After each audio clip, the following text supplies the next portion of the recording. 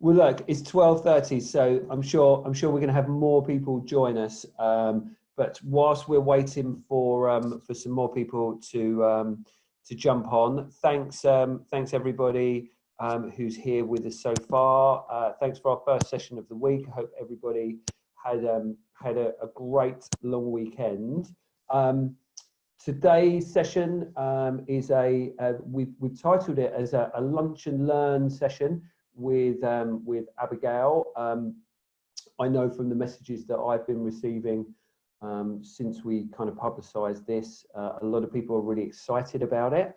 And just as a kind of brief introduction as to who Abigail is, Abigail is the founder of an organisation called Success by Design Training, and she's an award-winning entrepreneur, an author, a speaker, and a corporate trainer, and she kind of focuses, amongst other things, a lot of her time on time management and productive well-being. She's a qualified coach and the creator of a really renowned formula called the 888 formula, of which we're going to learn lots more about that today. Abigail gave me a bit of an insight into it last week, and it's fantastic. So that's what we're going to be talking about today. The company that Abigail founded is on a mission to help over 1 million individuals to get a better work-life balance within the next 5 years. And she works with a number of different organisations and individuals that want to improve that productivity and general well-being to get them to help them get the results that they're looking forward to achieving. Now, when we kind of put this together, Abigail was keen to make this session as interactive as possible. So I've got some questions that I'm going to be asking Abigail as we go through. But as with all of the things that we do, it would be great to get as much involvement for you guys, so you guys get the most out of it as possible. So if anybody's got any questions, please feel free to put them in the chat box, and I'm going to be monitoring those, and then I can put them to Abigail as well. And then I guess at the end we'll do, we'll throw a couple of questions out as well. So as always, nobody wants to hear from me. It's all about the guests that we have. So hopefully that introduction did you justice, Abigail.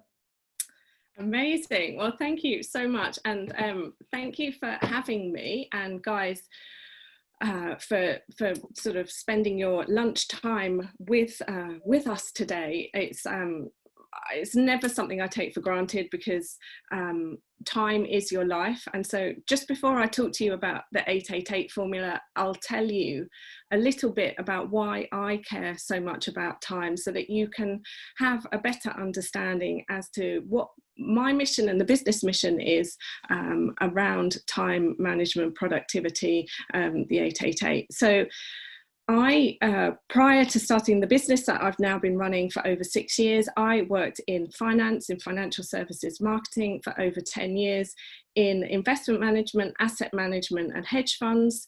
And I had always wanted to start my own business, but never really knew how to do it.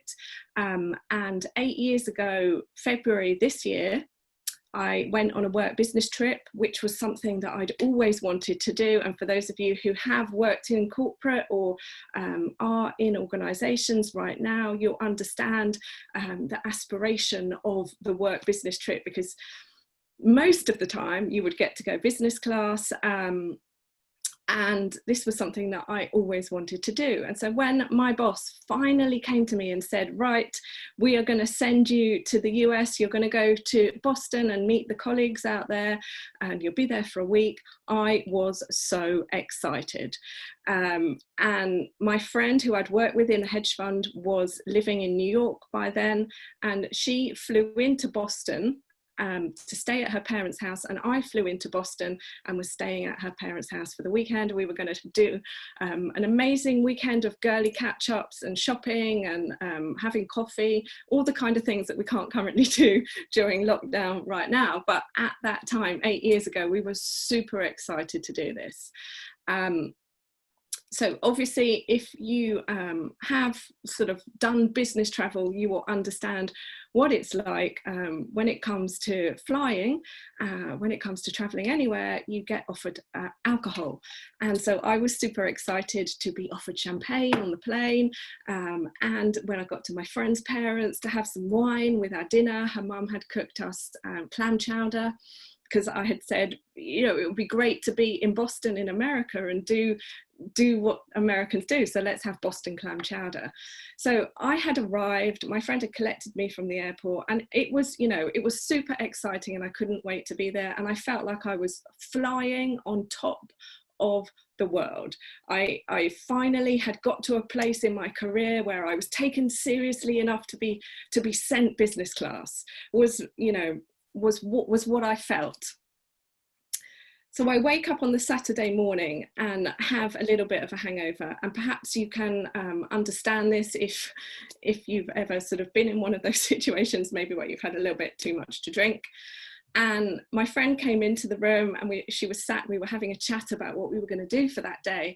And I said to her, babe, I'm really sorry, I've got a bit of a headache. And she was like, well, you know, you did have a few glasses of wine for dinner last night. And then I said, yeah, but now I've got black and white lights flashing in front of my eyes. And she said, oh, okay. I said, oh my God, I feel sick. She was like, oh, well, the bathroom is just across the hall.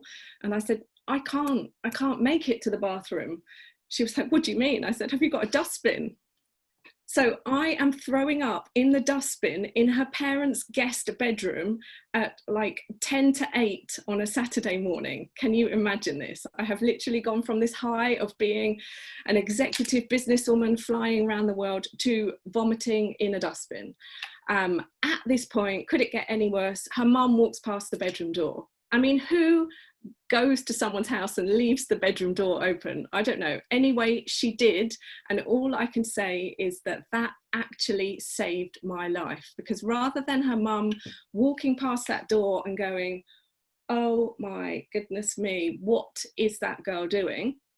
She came into the room and she said, are you okay? And I said, well, I don't know. I feel sick and I've got black and white lights flashing in front of my eyes. Have you ever had a migraine? And she was like, yes, but it doesn't feel like this. She called an ambulance, which at the time I thought was rather dramatic. 5 minutes later, I was very grateful that she had actually had the foresight to call this ambulance, because 24 hours after this, so the following day, the Sunday morning, I was being woken up by a doctor and being told that at the age of 32, I'd actually had a stroke. Wow. And I could not believe that 1 minute I'd been going to the US on a business trip, and the next minute I was being told that was it. I was off to ICU, and they were going to have to work out why a healthy 32-year-old would have almost died. Wow.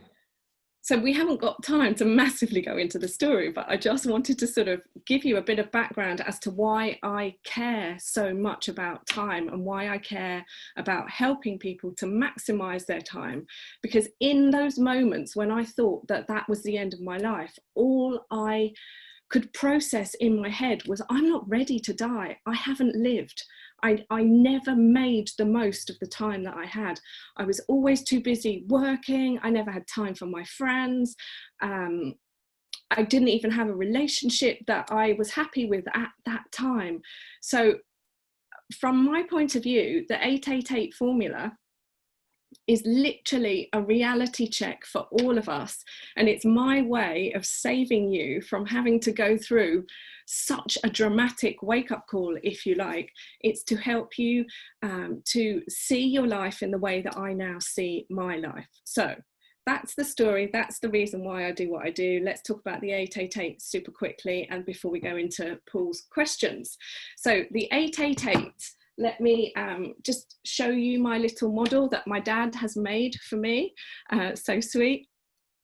It is the simplest way to divide a 24-hour day. For those of you who are good at maths, 8 times 3 is 24.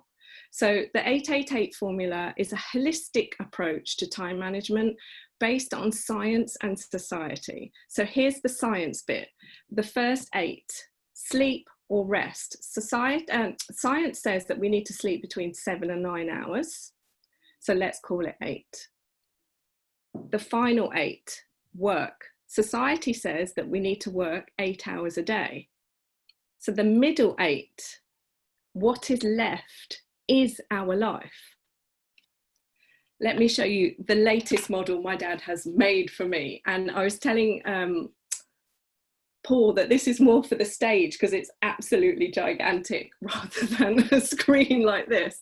But the reason that I'm showing you is because this middle 8 is the important part of the formula. So I was explaining the formula to someone yesterday. To reiterate again, the formula is a baseline to help you understand sleep is important, work is a necessity because cash funds dreams, and then what is left is our life. So if we don't need to sleep 8 hours, then that's fantastic. We can put that, I'll get the little one again, we can put that 8 back into the middle bucket. If we're working more than 8 hours, it's going to come out of one of the others. So everybody's formula is different. Mine used to be 5, 5, 14. I used to spend 14 hours of my day working, 5 hours of my evening sleeping, and then the final 5 was just what was left over. Most of that time was spent either exercising, eating, or commuting. So I basically had no life. And the aim of the formula is to help you to recognize what your current numbers are and what the numbers are that you want. So when I run my business now, I don't want to be working more than 4 to 6 hours a day. But I know that I need 7.5 hours sleep. So then my numbers can go into the different buckets in a different way. So that's just an introduction to the 888 formula. And I'm aware of the time. So Paul, shall we chat through some questions? Yeah, definitely. And I have to say, I mean, what a story to kind of, you know, what a story to start us off with. And it all makes perfect sense when you have such a seminal moment in life, you know, to then go off and, you know, and then focus on all these other things. So, you know, firstly, I'm glad that you're fitting well now. So, you know, what a story to start with. So thanks for being so open and sharing that with us. You know, what I've just taken away from that, the first part is when you talk about the kind of breaking it down into the different hours. I'm finding I'm working kind of 10, 12, 13 hours a day at the moment, as some people maybe, so other people might not be doing that at all because of other reasons. So what I would be kind of interested to kind of know is how can that 888 formula help us become more productive, firstly in this moment during lockdown, and then kind of moving forward and beyond, essentially. Okay, so we have to sleep. We can't shortcut that. So we have to work out what our sleep number is and try as much as we can to get that amount of sleep, because emotion is high when we don't have enough sleep. But when emotion is high, intelligence is low, which then means that we're not making the best decisions. So sleep is the first 8 that we always will look at. And the interesting thing is during lockdown, most people would say they're getting more sleep, although it's probably not the best quality of sleep because we're all anxious and stressed and worried and concerned. I've always slept super well until now. I'm challenged with the sleep because of everything that's going on, but that's another conversation. When it comes to trying to get control of your time and be productive, we teach something called the traffic light formula. Now, the traffic light formula is, I'm kind of laughing when I'm saying it because it is a little bit of a hard-assed approach to time management. But if you want to have enough time for your life, then you've got to start stealing your time back. So the traffic light formula means look at your to-do list, look at all of your activities, look at everything that is going on in your life, and start color coding these activities into green activities, amber activities, and red activities. So let's talk about work for a minute.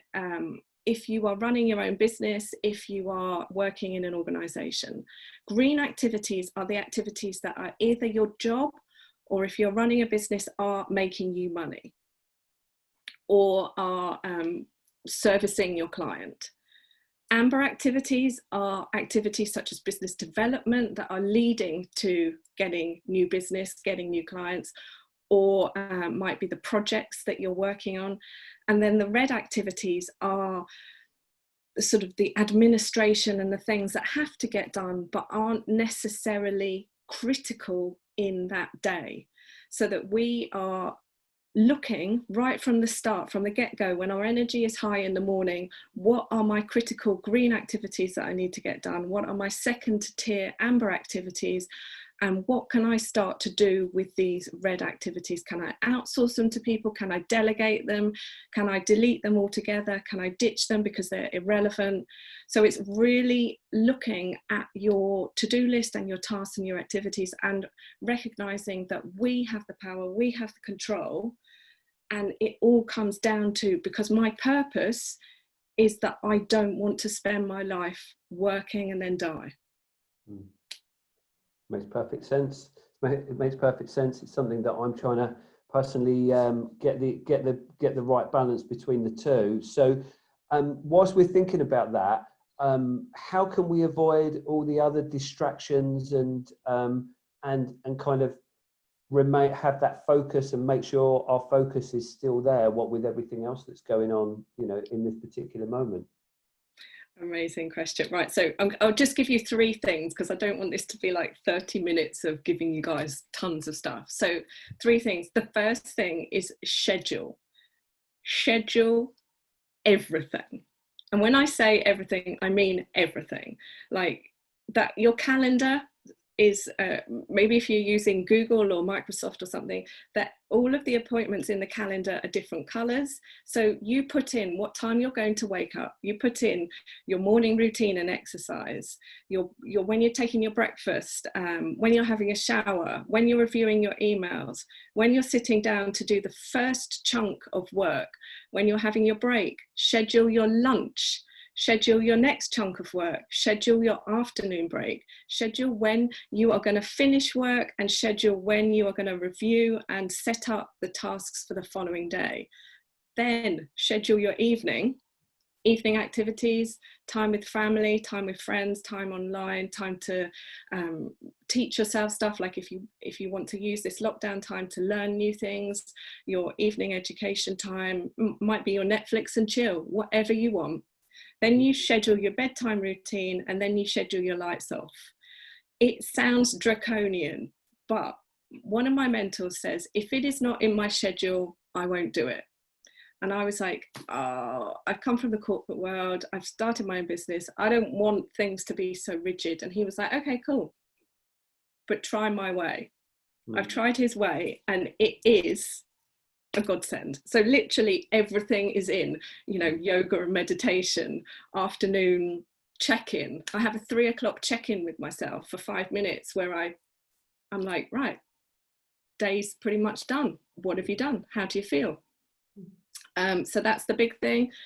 Work in chunks, so that you're chunking work, and you're doing analytical work probably in the mornings, more creative work in the afternoon. It depends how your brain works and what your job is as well. You might do certain activities on certain days of the week. Like if you've got to make calls, there are times when calls are better received logically than other times. Probably Friday afternoon is one of the worst times to schedule big strategy meetings. And then the third thing is factor in rewards. Reward yourself. Like we reward children, we reward dogs. We need to train ourselves. So rewards. What is going to be your reward? Yeah, that makes sense. I like that last bit actually, and I also like the fact, as you say about if people are thinking about how they can make the most of their time, it makes sense to to premeditate exactly what's, where you're going to go and everything else. So yeah, it definitely makes sense. And, I know a lot of people are probably thinking this at the moment, in a bit of a different guise, but how can we juggle working from a shared location with kind of lots of things going on around us at the moment and stuff? Yeah, again, I'll give you three things. The first one, compromise. Mm-hmm. This is not, like, we're in unprecedented times. This is not an ideal situation. So compromise, we cannot say, I need to have 8 hours of undisturbed time, leave me alone.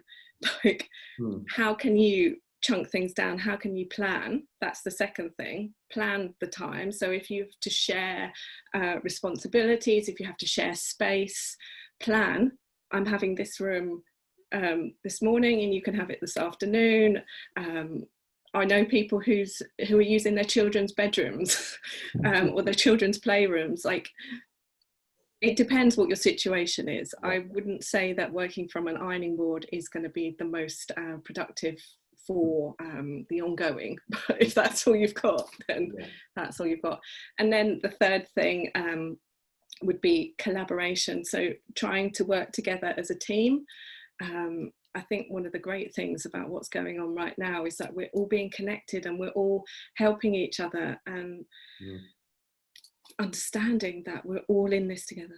Yeah, and that's that it's that point there about how everybody is working together and being so collaborative, networks and communities and what have you. You know, we had a conversation last week about the amount of people that we're speaking to now that we probably would have never had a chance to even dream of have a conversation with. It's it is incredible, and everyone's being way more collaborative, definitely. So what also wanted to ask you is, so much has changed in such a short space of time, and and maybe gradually as well, to be fair, when we think about the kind of the wider world, before we got into this moment that we're in now. How should we be spending our time, with all the different things and all the different changes that have been happening? My biggest answer to this, which is a bit of an esoteric answer, but ultimately comes from a place of, it matters so much how you feel. So I would say how we should be spending our time is doing things that bring us joy. Mm-hmm. And trying to find the joy in the things we do. It is an opportunity for us to assess, is this job that I'm doing a job that I want to do? Is this business that I'm running what I really want to do? And asking ourselves these questions. Someone was telling me the other day, maybe you've had this, Paul, that a number of people are actually quitting their jobs and are going to recruiters and looking for part-time work because they're realizing that they don't want to do what they were doing. And I think in many ways, this is awesome, because coming from the story that I shared right at the beginning, we're only here once. So how you spend your time is the most important thing. So finding the joy in everything, even down to working out. Like, I don't call it workout, I call it movement, because we live in physical bodies that have to move. If I'm punishing myself with a workout, then where's the fun in that? Definitely. I call my workouts training, actually. So that's for the same. It's an interesting point that you make there, and I think that if everybody kind of listening to this, and everybody, I think you really probably struck quite a big chord with people when you said about people kind of factoring in time for fun and thinking about what you actually want to do. And I think this scenario that we've been in I've been in it for 8 weeks, as my company has. Some have been in it for 6, 7, and what have you.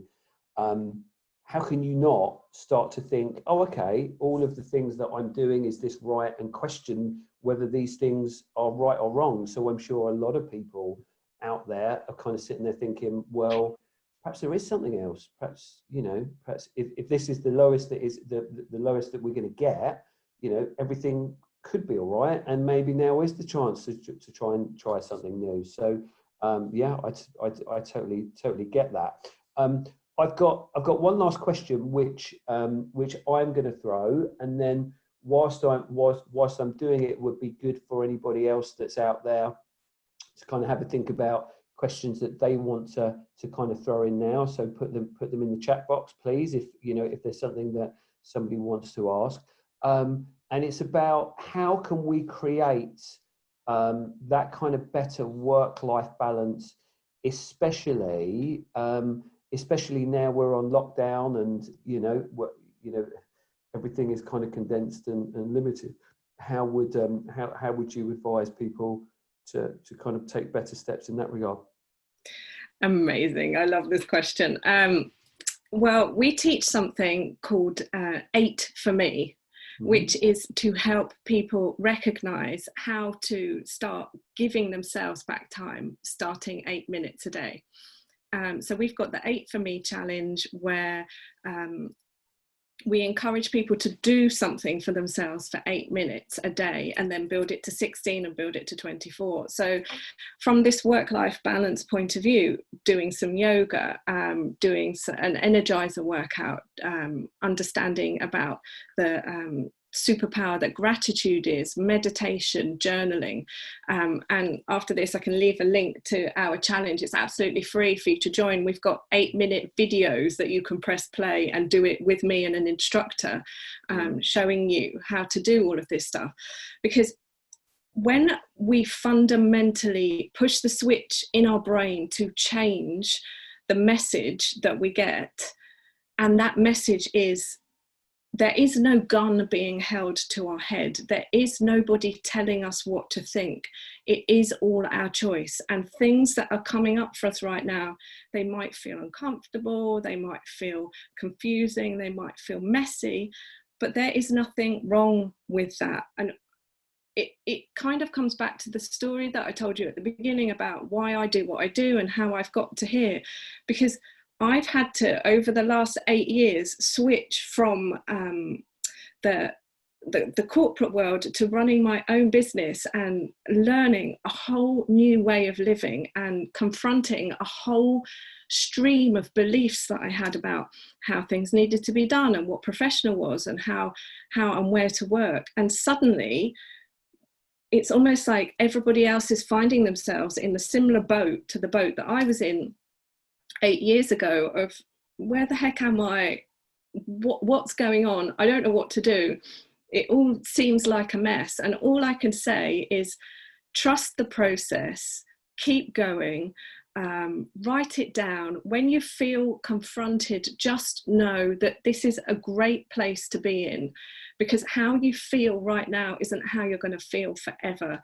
Things do change, things do evolve. It's a journey, it's an evolution, and we're all here to evolve. This whole conversation about the new normal, nothing is normal ever. Like, I'm not who I was 20 years ago.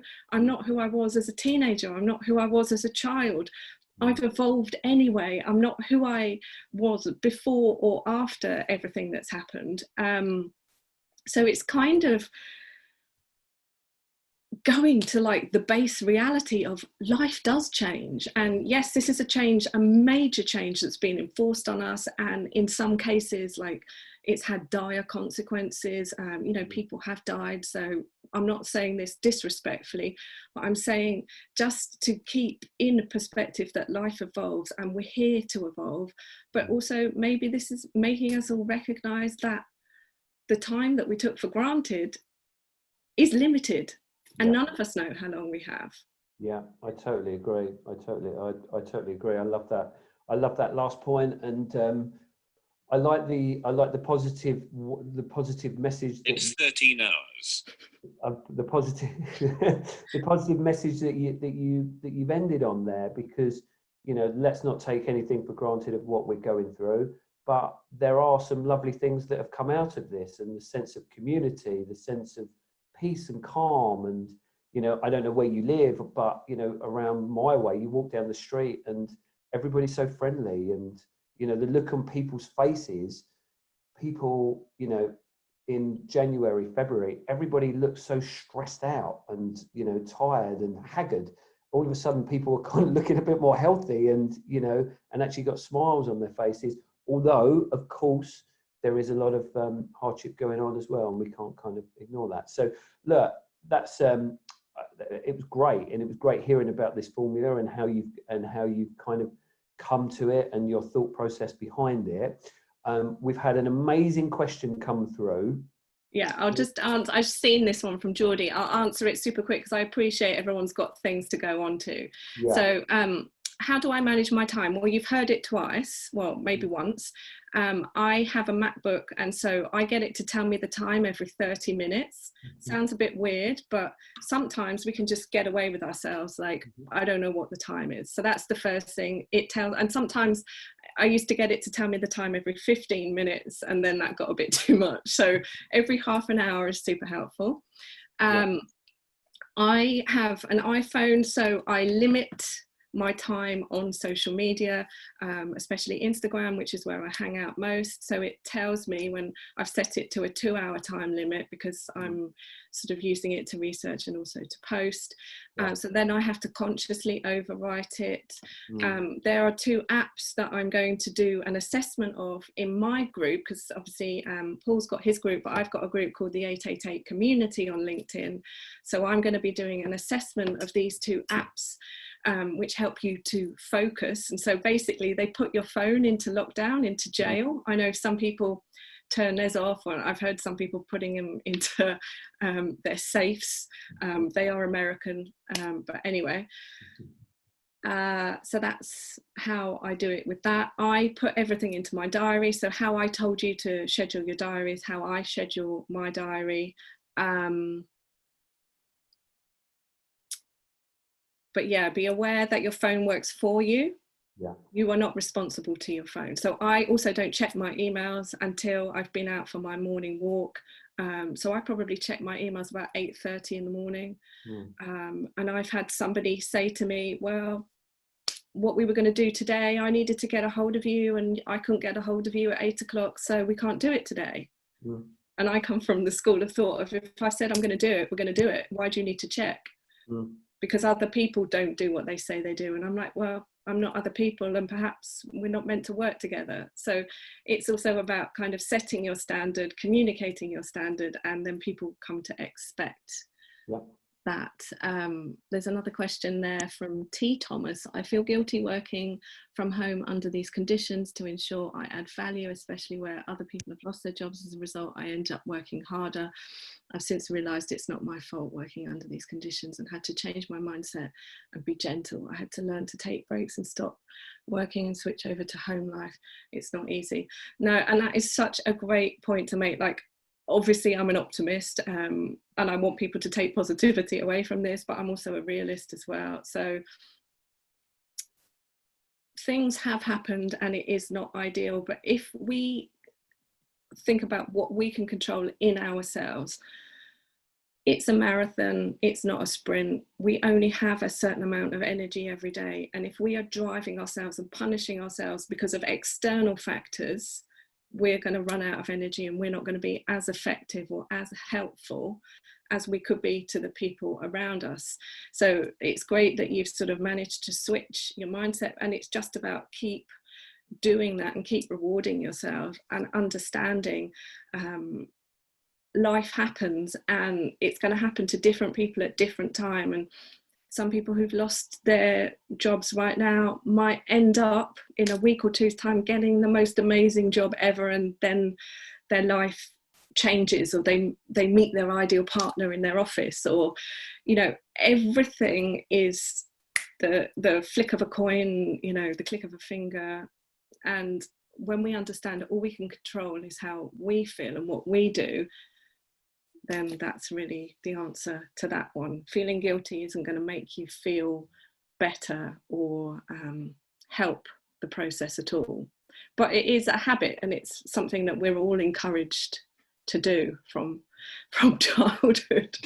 Definitely. Thanks for that. So if anybody, before we kind of wrap things up, we know that we always like to make sure our sessions are short and sweet, so everybody you know, is engaged as much as possible. But if anyone's feeling brave and they want to kind of come off speaker, or if there's any other questions, please feel free to kind of shout. Definitely.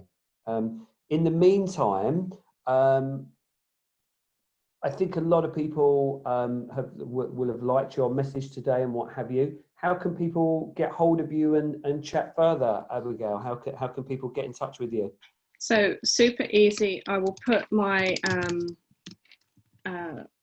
social media into the chat. So it's A Barnes author, and oh, I've just posted it privately. And I am that on all platforms. I hang out mostly on Instagram, and you can also connect with me on LinkedIn as Abigail Barnes. That's probably the easiest place. But so Abigail Barnes or the social media. Perfect. And what are you up to for the rest of the day, Abigail? You've got more webinars? Well, I am writing my next book. So I've had a bit of a corona creativity block for the last few weeks, and it's kind of started to, the clouds are parting, although it's got grayer in the UK, but the clouds are parting. So it's time to do some more work on the book. Good stuff. Brilliant. Well, if nobody's got any further questions, on behalf of everyone, Abigail, thanks so much for taking time out of your 888 formula to come and join us today. I really appreciate it. Thank you on behalf of everybody. I know that everybody will have taken a lot away from this, and we really appreciate you spending your time to kind of say hello. Amazing. You're so welcome. It's been awesome to hang out with everybody, and please get in touch with me on social and let me know how the formula resonated with you, and also what you think your formula is, because I love hearing what people's numbers are. Fantastic. Brilliant. All the best. Thank you, everybody. Thanks for joining, and thanks to you, Abigail. It's been great. So welcome. Take care. Cool. Thank you.